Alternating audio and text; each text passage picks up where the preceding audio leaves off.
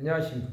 오늘은 사도행전 9장 6절에서 9절의 말씀으로 사울에 의해 두 번째라는 제목으로 하나님의 말씀을 나누고자 합니다.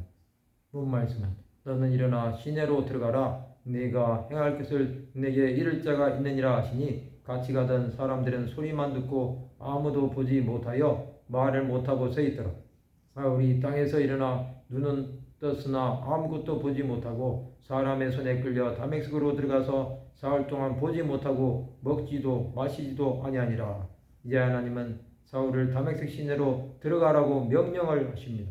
하나님은 사울에게 회개를 원하신 것입니다. 그는 자신도 모르게 하나님을 대적하는 자가 되었습니다. 하나님은 그에게 행할 것을 말할 자를 찾으셨습니다.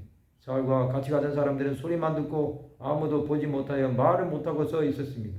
사울은 땅에서 일어나 눈은 떴지만 아무것도 보지 못하는 실명 상태가 된 것입니다. 그는 사람의 도움을 받을 수밖에 없었습니다.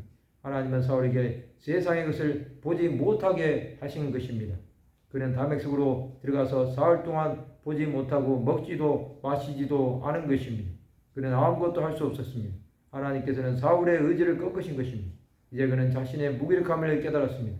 하나님은 눈을 보지 못하게 해서 영적인 눈을 열어주시기 원하셨습니다. 그는 이 사건으로 자신이 나사렛 예수의 박해자라는 사실을 알게 되었습니다. 하나님께서 사울을 이렇게 치시지 않았다고 한다면 사울은 깨달을 수 없었습니다. 또 하나님의 부르심도 알지 못했을 것입니다. 사람은 자신이 어떤 자인지 알지 못합니다. 그만큼 연약합니다. 하나님께서 사람을 부르실 때는 죄인된 모습 그대로 부르십니다. 그것은 하나님의 전적인 은혜입니다. 이것이 없다면 사람은 교만할 수밖에 없습니다. 하나님은 사람을 겸손하게 만들어서 사용하십니다.